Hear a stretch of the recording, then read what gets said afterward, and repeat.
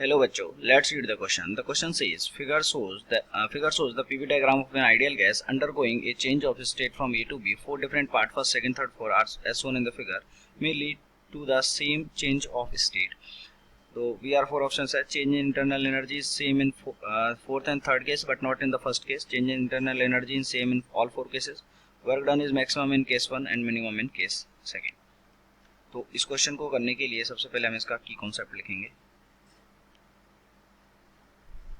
की कॉन्सेप्ट, और इसका जो की कॉन्सेप्ट है इसके की कॉन्सेप्ट हो जाएगा एक तो work and internal energy.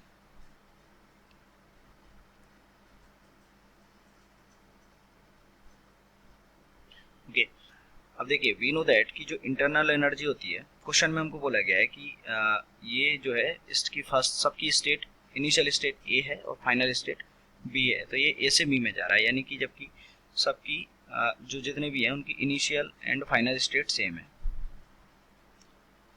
Initial and final state same है. अगर initial and final state same है एंड वी नो दैट कि जो इंटरनल एनर्जी है,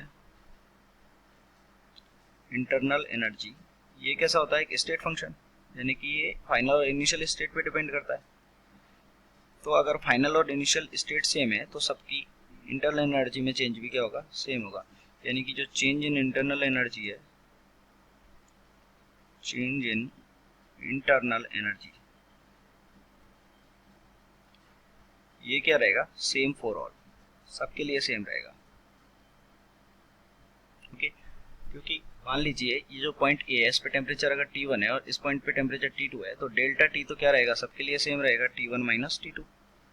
ओके, तो डेल्टा T सबके लिए सेम रहेगा, यानी कि जो डेल्टा U है which is NCV delta T. Okay, generally तो डेल्टा T अगर सेम है तो U भी क्या रहेगा, सबके लिए सेम रहेगा. एंड देखिए अब बचता है वर्क डन. सो अगर हम वर्क की बात करें तो वर्क क्या होता है, P delta V. P delta V क्या हो गया, ये हो गया basically area under the curve PV, यानी जो PV कर्व होगा उसका एरिया जिसका सबसे ज्यादा होगा उसका वर्क डन भी सबसे ज्यादा होगा.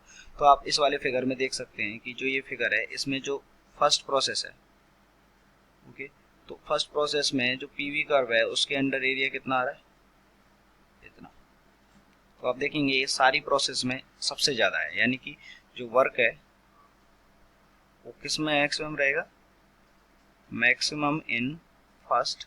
ओके, और मिनिमम किस केस में रहेगा, मिनिमम आप देख सकते हैं मिनिमम रहेगा थर्ड केस में, क्योंकि थर्ड केस में जो एरिया है वो क्या रहेगा, सबसे मिनिमम रहेगा.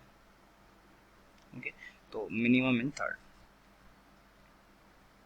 तो आप देख सकते हैं हमारा कौन सा ऑप्शन करेक्ट हो गया कि change in internal energy same in all four cases and work done is maximum in the case first, यानी कि option number B and C are correct. I hope you understood it well. Best of luck.